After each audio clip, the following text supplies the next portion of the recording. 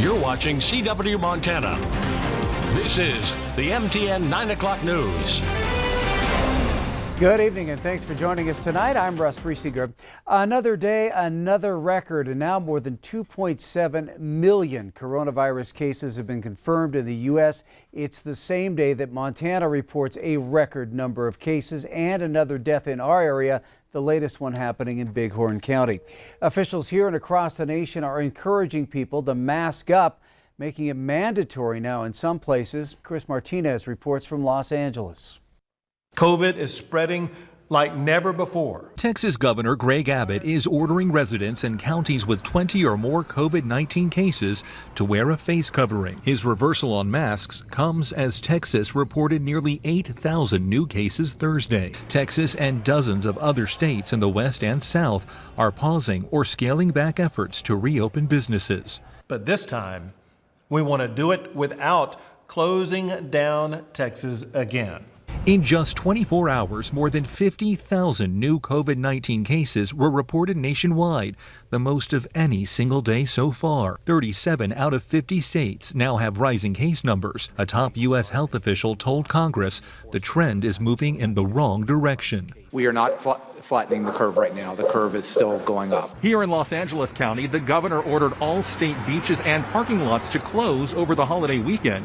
He's also asked all cities to cancel their fireworks shows. We don't want to see you, a bunch of strangers, without being physically distanced and without wearing face coverings. Florida saw a record-setting 10,000 new cases compared to a month ago when it was over 600. I don't think anyone predicted a Sunbelt resurgence in mid-June, but we had the infrastructure in place, and we're in a much better place to be able to deal with this as a result. In New York, one of the few states that has flattened its curve, state officials say schools will reopen in the fall. Chris Martinez, CBS News, Los Angeles. And Caesars confirms that 7 employees at the Harrah's Laughlin Resort in Nevada have tested positive for the coronavirus. Well, here in Montana, a call today from health officials and business leaders to keep our state healthy and open. This as state health experts report another one-day record of 67 confirmed cases today and also our 23rd death. For the first time since the pandemic began, Montana passed 100 cases per every 100,000 people. Yellowstone County reporting the largest increase today with 14. Bighorn County added another 4, including a death. Governor Bullock says the worst may not be over and that high numbers will continue in coming days and weeks. But he and a top business official also say Montanans can still act to slow the virus and be a big part of that effort is wearing a mask in public. Bullock says he's worried that Montanans are letting their guard down. He says 6 weddings and their related gatherings have led to at least 24 cases and impacted 2 other states. The governor says people need to avoid large gatherings or, if they are around other people, to wear face masks. When asked why he's not requiring masks in public places, Bullock says he'd like it to become a socially accepted necessity rather than a rule. Toward that end, the president of the Montana Chamber of Commerce also called on people to wear face masks in public. Todd O'Hare says the business community doesn't want Montana to follow in the footsteps of other states where businesses are shutting down again. Government grants, low interest loans, business bailout dollars cannot compare to healthy economic activity. Businesses will not be able to survive in Montana without a healthy economic activity in the state. And healthy economic activity is founded on a healthy population. We don't have to be like these other states and take steps backwards if we again raise our guard. And one of the most important ways we can raise that guard is to make wearing a mask a habit and normalized. Bullock says he's still hopeful that Montana can keep its number of cases from increasing greatly or even decline in the not too distant future. Well, the Billings Chamber of Commerce and Big Sky Economic Development also joining forces to encourage people to wear masks in public, not just for your health, but for the health of the local economy. Our goal throughout this whole pandemic has been to get the economy back to 100% and our businesses back up and operational safely. And we don't want to see any slide backwards. So issuing this joint statement to encourage our community, our businesses, employees to stay healthy and to keep others healthy by doing a simple task of wearing the mask when out in public. We want to be a participant in a solution that helps our businesses stay open, maintaining distance, washing your hands. If you're ill, you stay home, you don't engage, or if you're out in public and you can't stay at this, wear a mask. It's just part of that adaptation, and our business community has been leaders in that space, and now the rest of us need to rally behind them so they can keep their doors open. In a recent Billings Chamber survey, 47% said they feel more safe in a store where employees are wearing masks. That number jumps to 52% if the business is a restaurant.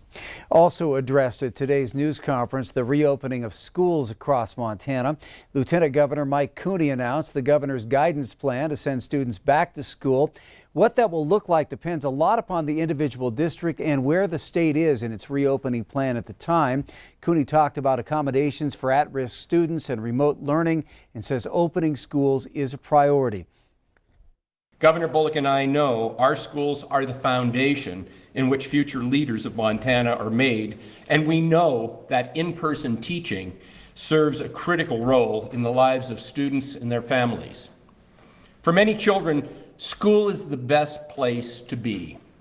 In a time of endless unknowns and constant flux, schools can provide structure and familiarity. Cooney says school districts will be expected to consult with local health officials and take every single safety measure recommended by the CDC.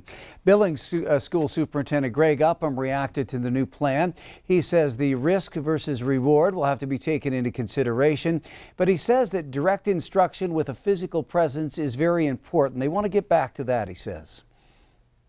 We forget as a society that we're more than an education, that we do provide safety, food, belongings for students. And those are just some of the reasons why Billings School Superintendent Greg Upham wants the district's 17,000 students back in the classroom at the end of the summer. But with coronavirus cases rising in the state, there's also reason for concern. Coming back to school is going to have some risk, and we have to accept that risk. We as school officials have to mitigate the risk and enforce the safety to the best of our ability. Some of the recommendations in the governor's reopening plan include procedures for cleaning, mask guidelines, monitoring students for possible illness, and methods to limit the number of individuals in classrooms and learning spaces. Upham admits that with so many students, it will be a challenge to socially distance. We can do some things to help, but at the end of the day, we're going to be in direct instruction. And there will be students that are in proximity of each other. There'll be proximity to the teachers. We'll limit the people coming in and out of schools, especially at the beginning. We will try to create communities within schools that that interact with each other and not others to the best of our ability. School districts are advised to reopen under a health and safety plan developed with local public health officials. There's plenty of time to slow this down and be ready for school. We just need to change our behavior to get that prevention activity happening as a natural course of activity. I'm hoping that the virus will settle itself because as it increases, it creates more issues for us in education. And we just know how important it is to get back to school. And if you want to take a look at the governor's reopening plan for schools in Montana, you can find it in its entirety on ktvq.com. As the governor's office released its set of guidelines for Montana public schools, so did the state superintendent of public instruction, and she's not exactly happy about the double set of plans. Superintendent of public instruction Elsie Arnson, a Republican, released a 40-page set of guidelines on how schools may reopen this fall. Within the hour, however, Democratic Lieutenant Governor Mike Cooney unveiled a separate set of reopening recommendations. Arnson told MTN News she spoke with Cooney 3 weeks ago and told him that officials should have a unified plan. Now, she says the governor's office going ahead on its own is a poor way of doing government. However, she says she'll include the governor's recommendations with information that she sends out to school districts this summer. Governor Bullock says since he had given the directive to close schools in March, he thought it was important for his office to issue guidelines on reopening.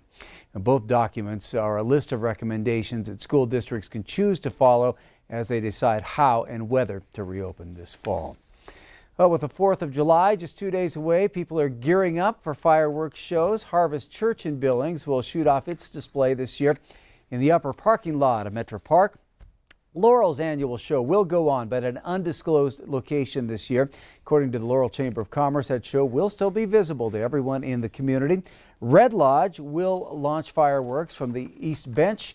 Broadway will be shut down earlier in the day and convert the street into a walking mall for social distancing purposes. Miles City will launch its fireworks from the natural Oasis Beach as in years past. All those fireworks shows will start at dusk. There's a new animal making its way to the zoo, Montana, but he's going very, very slowly. It's an 18-month-old male two-toed sloth who's expected to arrive later this summer. He doesn't yet have a name, but he has an Instagram account where you can follow his leisurely journey to the zoo. For a link to his Instagram, you can log on to ktvq.com. Still to come on the MTN 9 o'clock news, many states have at least partially reopened, but that doesn't mean more people are traveling right now. We're going to have the latest air and land numbers coming up after the break. But first, Bob McGuire's in to let us know how the 4th of July forecast is shaping up.